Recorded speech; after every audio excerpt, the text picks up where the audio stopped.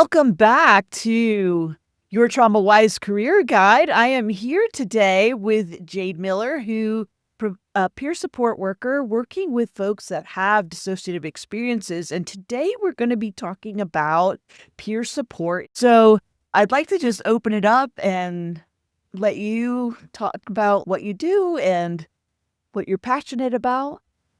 Sure. Yeah. Thank you so much for having me. So I became a coach for people with dissociative experiences about 7 years ago, I think. And it was mostly born out of realizing that there's not as many resources for these types of experiences as there should be. And so as someone who's kind of had to piece together and sort of jerry-rig at times my own healing, I just felt like it would be a little bit of a shame if I let all of the knowledge that I acquired over the years just rot. I just decided that, if I know anything or can help anyone with what I know, that's what I want to do. Especially with this population. I have never met someone who has been through the types of traumas that my clients have been through that I just didn't absolutely adore. And I want them to find that happy life that they really deserve. That's awesome. That's awesome. I love that you found a niche and a gap in the support model because that happens a lot, doesn't it? Yeah, for sure. Yeah. Therapy can be very inaccessible for a lot of different reasons. Some of it's financial, some of it's just, lack of experience.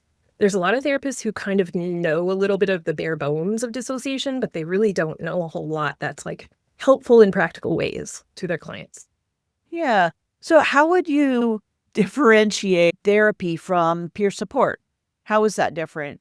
Yeah. So in peer support, I think one of the big things that I love, because I'd had the opportunity to go back to school to get my master's and I just chose not to. And part of that is the power differential. I think a lot of trauma survivors, even if they're not consciously aware of it, are very sensitive to power dynamics.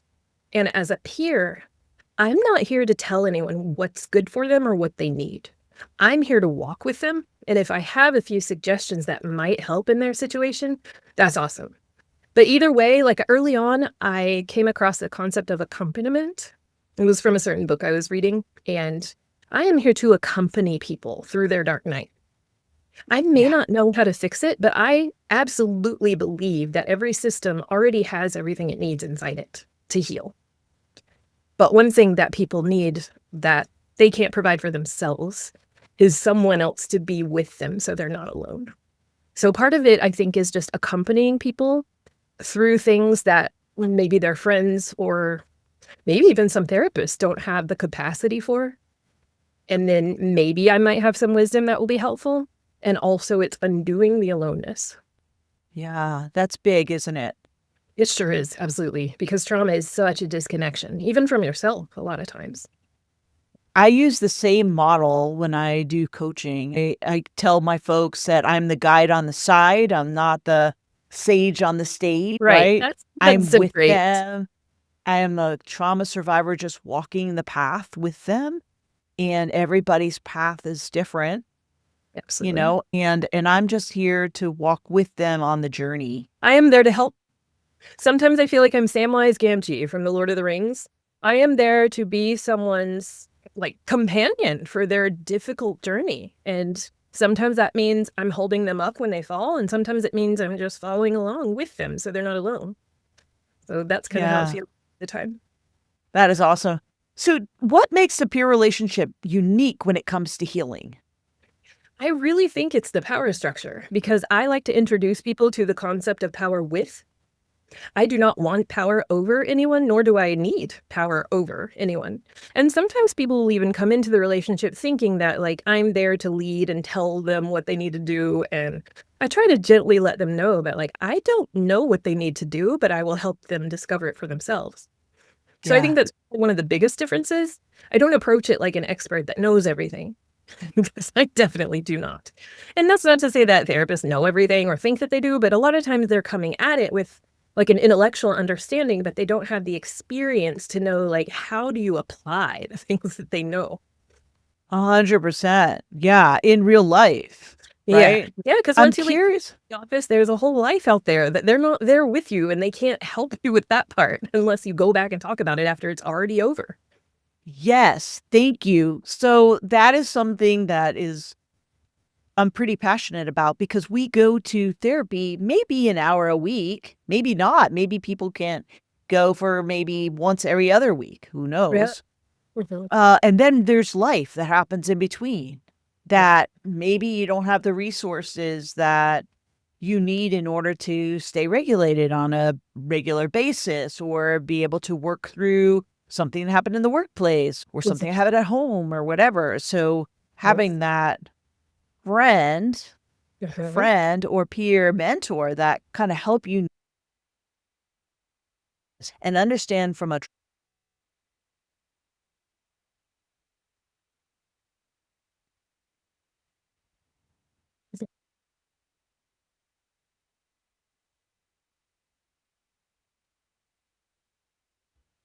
Sure. Yeah, a lot of people don't understand that the way that they reacted to the things that happened to them is actually really normal and really human. That's also something I want to talk about in my memoir if I can ever finish writing it. It's just like, I don't think dissociation deserves to be sensationalized. It's such a human response. It's just not commonly known for reasons that, I mean, we don't have to get into right now, but it's just not commonly known. But it is a very common and human response. So there is some teaching, absolutely. There's teaching of how nervous system dysregulation happens and some ways to re-regulate and co-regulate. You're absolutely right. There's a lot of teaching involved. Yeah.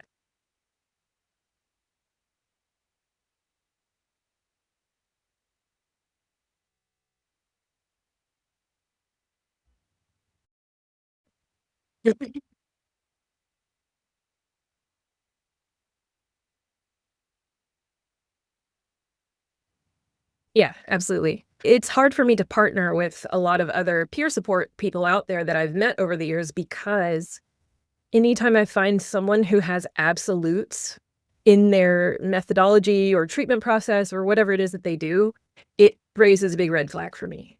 And that's partly why I think a lot of my social media and the offerings that I offer don't get the same traction because I can't promise that my work is going to be for everyone. So the algorithm wants me to make all these promises about what I can do for people so that they buy whatever it is I'm selling. And I'm like, I can't in integrity say that on social media or anywhere because I don't know. Sometimes my work might be helpful for people and sometimes it might not. And that doesn't really sell very well. I mean, it's on a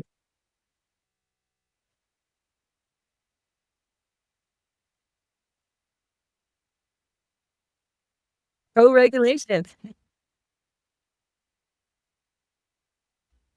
Absolutely. Yeah. Yeah, and that's another huge part of my process too. I think as a peer worker, when people come to me, I ask them like, "Well, what would you like your life to look like? Like, what would you want if you could change anything right now?" And then I'll see like, well, is this a tangible thing that we can take steps toward? Because most of the time it is. And they may not know how to do that, or they may not know like, well, what does it take to get from where I am now to where I want to be? So sometimes I can just help with the logistics of like, okay, here's how we're going to plan this out, and these are the steps we're going to take.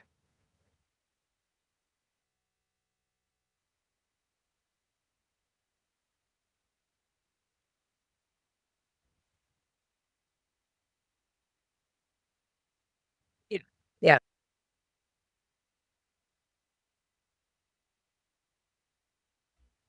Yeah, absolutely.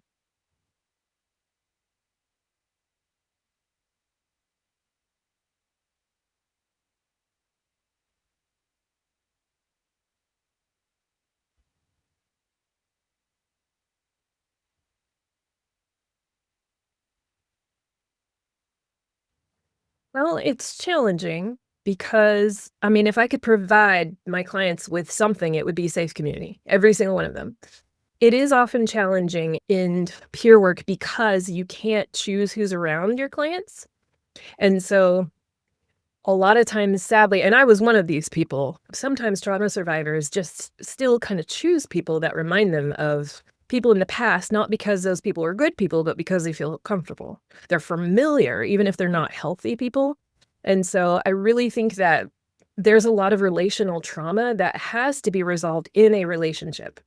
Now, I cannot provide a community for my clients, unfortunately. I can provide a lot of relational repair and practice, and I hope to do that with them. But that is one reason Safe Harbor is so important to me. And I mean, for listeners that don't know, I am in process of running a peer respite center, specifically for people with trauma and mostly dissociative experiences. And that's why it's so important to me, because the team I plan to build to run it, I'd like to do that team very differently than any other business team.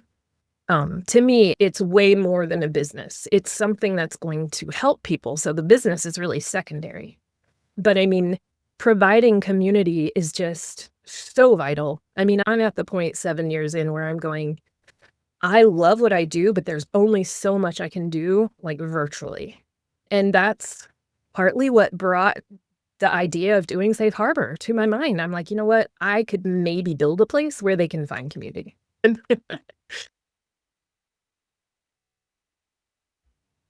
you. Thank you. I hope so. Some really cool skills together. Many trauma survivors struggle with authentic connection in workplace environments. So, what makes professional connection particularly challenging for folks navigating the healing journey?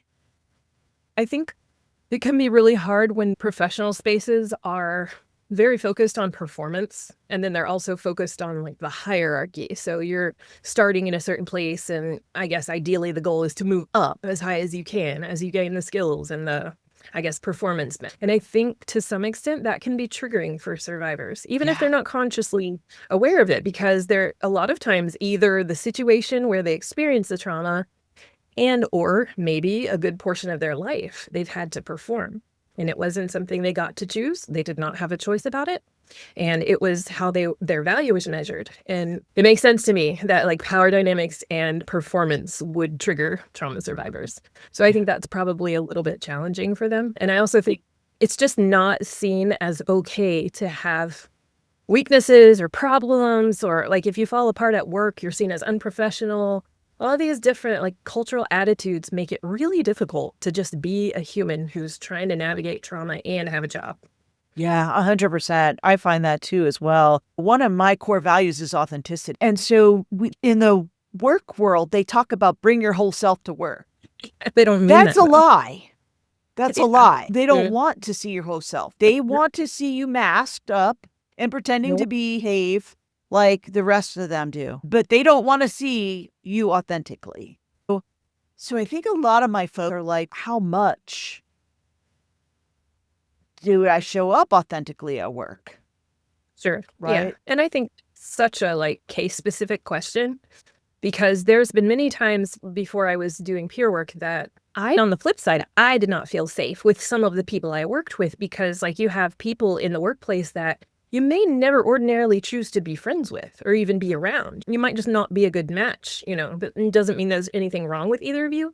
Maybe you're just not super compatible as friends because you're so different or because of other reasons. And I didn't feel safe being my full self because I knew that aspects of myself were not going to be liked by other people, because I knew sort of their basic personality. Like I love to joke around. People might be surprised by that if they have been a client, because I'm very serious and focused and attuned as a peer worker, but I love to goof around like outside of that. And some people just don't appreciate that. They just don't want that kind of vibe in the workplace. So there are times I think where it might be wise not to show up with your whole self, but I don't know. It's just such a workplace specific type of thing to try to figure out. Yeah. And it's something that, at least in my experience, we have to learn how to trust our gut. Absolutely. Literally trusting our gut to what is our body and our nervous system telling us about what's appropriate and what's not. Again, back to Brene Brown, not everybody has earned the right to hear our story. Yeah. We have to earn that right to hear our story. Yeah. That is so we don't true. want to feel like we have to expose ourselves on a daily basis. Right. Yeah, it's very true and a very good point. Yeah. So I'm curious about, in professional spaces, there's often pressure to be polished or to hide our struggles. I know I've experienced that. How can trauma survivors navigate being authentic while maintaining appropriate professional boundaries, which we all pretty much struggle with. Yeah. I mean, I think it's a tricky question. There's always going to be some tension there about like being polished, being professional, don't ever have a breakdown, don't show your weakness, always perform. And I don't think you necessarily have to be authentic in the sense that you tell your story to everyone you meet. I think you can be honest and real about the way that you move through the world. So, like, you can be authentic and say someone's making a joke that you don't agree with and just say, it just doesn't really land well with me. And then just move on. Or, you can be honest in little micro exchanges without, bearing your soul. I think you can be authentic without letting people in when you shouldn't. Yeah. Yeah, 100%. I know I've experienced that as well. A lot of our folks, and tell me if this is true, I'm just making this big assumption, but a lot of our folks struggle with regulation. So being triggered in the workplace, right? So if you're triggered, there's a lot of bad things that can happen when you're triggered. Yeah. Right? Yeah. Especially systems who may have a protector who goes, nope, I got this. And then do you have a job when it's over? Yes. Yeah. And it can be very destabilizing. And it can cause a lot of financial insecurity because you're always trying to be like, not mess up. And when you put so much focus on not being triggered, it takes away the focus for actually doing the job. How do you handle those situations with your clients? Let's just pretend I was your client, right? And a very bad situation in the workplace where I was super triggered by my boss and my coworker at the same time. If I was working with you, how would I handle it with you within the confines of that relationship? Well, I think a lot of times, I mean, I can speak for myself and say when I'm triggered, a lot of times what I need is someone to acknowledge, oh, yeah, I can totally understand why that would trigger you. And I understand what message this is pulling up for you, whether it's you're not good enough or you fucked up, whatever it is. And so for me, I would suggest for you and see how it felt for you is what if you just reached out to one safe person in that situation? Someone that you can tell the whole story, they will not judge you, and they will provide a little comfort or regulation or feedback to you, either in that moment or sometimes people will even text me something and say, hey, I just want you to hold on to this for me until we can talk. Mm-hmm. And then they feel better. I mean, sometimes that allows them to continue on until they can get a chance to talk about it with someone they actually trust. So I'd really suggest that for you and just see how you felt about that. How does that support model work, though? Like, are your clients texting you during the day when something comes up? Sometimes they do. And with some common sense, I do allow most of my clients to reach out to me in between sessions if they need to. Mm-hmm. And for the most part, as long as no one abuses that, which they generally don't, I don't mind. I might get a text every now and then, and I just make sure that they all understand I may not be able to answer it right away, but I will answer it when I can. And as long as they're okay with that, a lot of times it helps them to have someone that they can just reach out to when they're distressed and go, okay, somebody sees me, somebody hears me. I'm not alone. Yeah. Yeah, that's really important. That is so, so important. Yeah. And when I have a chance, I respond back and man, I can totally see why that would be so upsetting. And do you need to talk? How can I best support you in this moment? That is so important. Let me just tell you a story. And I think I probably told the story before. When my zip file of my repressed memories opened up in the workplace, and I went from a high-performing overachiever to not being able to perform at all, I didn't know how I was going to do my job. I was really afraid that I was going to lose my job because I just couldn't function. This always happens over Christmas. And so I went to her after I got back from vacation, and I told her kind of what happened. And I said, I will understand if you need to hire somebody else for this job. And she said, I hired exactly the right person for this job. How can I help? Those words, how can I help, were so impactful for me because I felt like she had my back. She might not have known exactly what to do, but together we could figure it out. What a beautiful. That's so beautiful that she said that. And that's honestly so rare, sadly. Very rare. I miss her so much. She was the best manager ever. So let me just navigate a little bit around some practical wisdom that you can offer for someone who's been isolated in their healing journey. what would you suggest as their first steps toward finding community and connection? Because when we first come out, when we first face the trauma, we're really raw, right? Our nervous Yeah, systems are sure. It is. jacked up and we're raw. Yeah. So, Yeah. how would you approach that? I would say start small Yeah. because you don't need to immediately go into a big group, or you don't need to immediately like start trusting people with big things. It's probably similar to what I would say to people who ask me if they should disclose DID, regardless of who it is. Usually I tell them, if you're not sure if a person can handle that, you start small. You tell them something very small. It may seem somewhat inconsequential, and see how they react to it. And if they react in a warm way, or they're compassionate, or they're curious, those are all really good signs. And then maybe you start telling them maybe a little bit more, engage their reaction. And you mentioned a few minutes ago developing your own intuition, like your gut instinct, which is so important. And I think that is also something that survivors struggle with for a while. A lot of times, if intuition has been forced to ignore our bodies and our intuition for so long. So I would also just suggest that they pay attention to how their body feels around that person. And if that's hard for them, that's okay. We have to practice, right, to get good at things. So even if it's just they notice that their breath is a little bit more shallow, that's data. That's information. Yeah. And so I would say just start very small with things that if they don't respond well, it's not gonna wreck your world. Really good advice to just start small. So there's just so much going on and so many moving parts. But I think, trying to pay attention to your body when you're around someone and just starting really small so that if it goes badly, it's not going to destabilize you. Yeah, that's really good. In the workplace, we struggle with people being seen. You just feel very exposed when you start to feel seen. So even as a business owner who has to be on social media and even just creating a blog was difficult, but it's all part of the growth and expansion of learning how to tolerate the discomfort that comes with growth. Yeah, absolutely. Mm-hmm. And so maybe one step for the folks out there are just starting, maybe one step is just say something in a meeting. You don't have to go overboard, but you just say something in a team meeting. You know what I mean? Just really super little. Yeah. Right? And build that trust, because it's not all or nothing. It's continuing to build your comfort level. Yeah, I love that. That's great. Yeah. So here's one that I love. If you were talking to someone in the early stage of healing who's barely surviving their workday, what would you want them to know about community?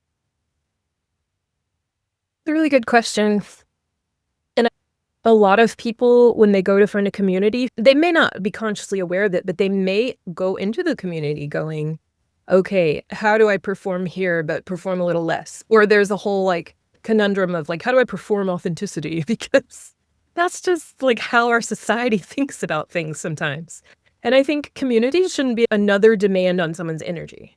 If you're barely making it through the workday, I think a safe community will let you just be where you're at. Whether you can talk, you can't talk, you're tired, or overwhelmed.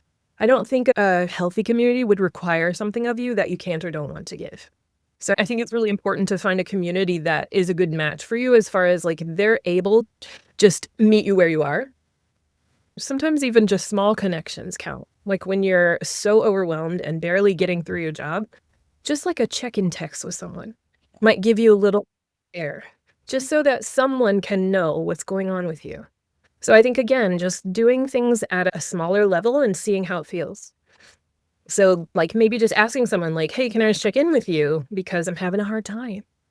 Those connections can go a long way. I don't know about you, but I find electronic connection easier. A text, I'm not okay. And can you do this for me or whatever? I just want you to know I'm not okay. Can you pray for me? Can you just hold me in your thoughts, or whatever you feel comfortable asking for, or they feel comfortable giving? And I have people do that too, where they'll call me up and say, I'm not okay. And as a coach, I try to create space, I'm sure you do, right? To say, okay, do we need to jump on a call? Where are you? What do you need Yeah, to show them? absolutely. I love that you said to meet them where they are, Yes. to create that flexible space to really know, or they may not know what they need. Right. Yeah, that's a hard one for me. Sometimes people are very kind to go, "What do you need?" And I'm like, "I don't know. I need you to know." Yeah. Yeah. And so, sometimes they'll do something like make me a meal or turn on a movie that I like and sit by me or whatever it is. I mean, obviously not at work, but Yeah. outside of work, and I'm trying to decompress. I worked in an office for many, many years, so I have some reference for these things. Definitely. Definitely. What about folks who are building professional confidence and ready to expand their networks? What guidance would you offer them? Well, I could tell you a little story if you want. Yes, tell me a story. So I lived in a big city for many, many years as an adult, and a lot of it when I was blogging. And this particular city, everybody you met was some kind of performer looking for their next big break. And so even though they weren't working as that yet, that's why they were there. And so it took me a little while to figure out that whenever I was meeting new people, when they paused after I introduced myself, they were waiting for my 1-minute commercial for myself. And I didn't know that, so I wasn't sure what they wanted or what I should say. And I think I said something at one point about, like, someone prompted me, like, "Well, what can you do?" I think is what they actually said. And I said, "Well, I mean, I guess I play the piano okay. My voice is okay. It's not great." And they're like, they're so confused when I said that because they're expecting me to try to, like, find out who they know that might be able to be my next step. So the point of saying all that is be real with people. Only talking to them because you're hoping they can help you with X, Y, or Z. Just be honest. They're gonna figure it out. If you are looking for an authentic connection, then they're gonna feel that from you. And I mean, if you are, then absolutely go for it and go for that authentic connection with people. I think it's just a lot easier and a lot more humane a lot of times to just be upfront about what you want and need from someone. If you're trying to take a next step in your career, I mean, maybe just say, like, "Hey, I'd love to talk to you about, maybe some ideas about how to further my career," or whatever, so that they know. So they know where you're coming from, they know what you're hoping for, and they don't have to try to guess. Yeah, that is really powerful. I love that you said that.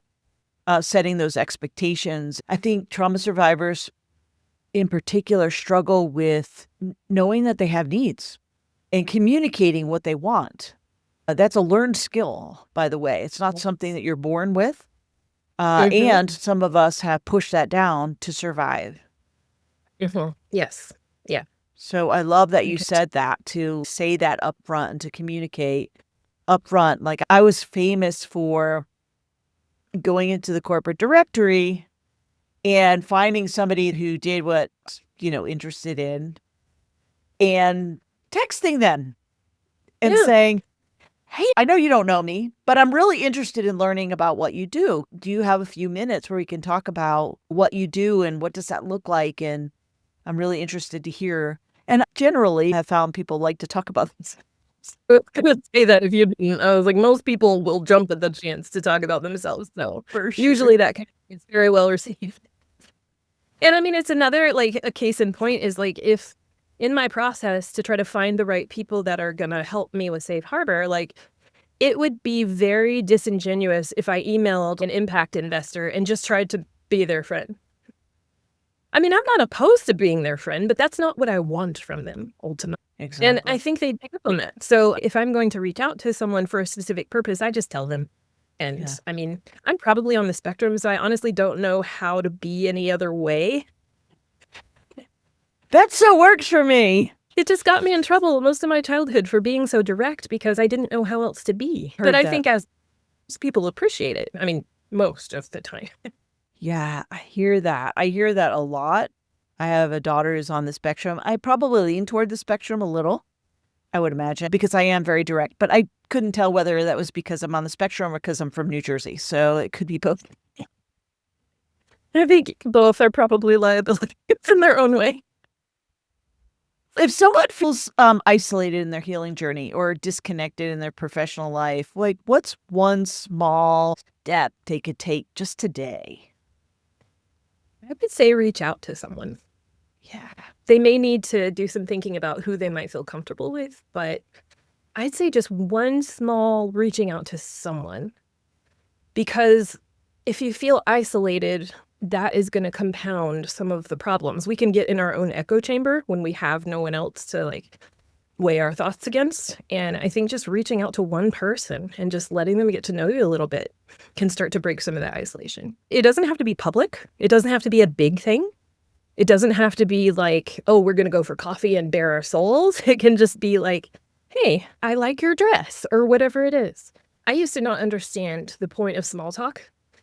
Another vote for maybe on the spectrum. But then I realized over time, small talk is the bridge that gets you to the relational point when you can have the deeper talks. Right. So I think sometimes just practicing a tiny bit of small talk can get you in, like, to developing a friendship with someone who may then be able to be there for you in the workplace or outside of the workplace, whatever circumstances that you're facing. Yeah, I love that. If people want to work with you, how would they get to connect with you? So I am on Instagram mostly. I do not go on Facebook very much, but my posts are on Facebook. Pretty much everything is peer support for multiples. That's my website, peersupportformultiples.com. And then that's my username on Instagram, Facebook. And I also have a Substack called Apart if they want to look for it. But I'm pretty easy to find for the most part. Awesome. And I'd love to hear from anyone that might be interested. I love the work that you do.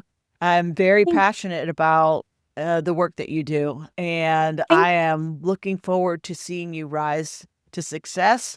And I want to go visit your place when you got it built up. Yes, when we are at the opening, I am going to send a mass invitation to the ribbon cutting.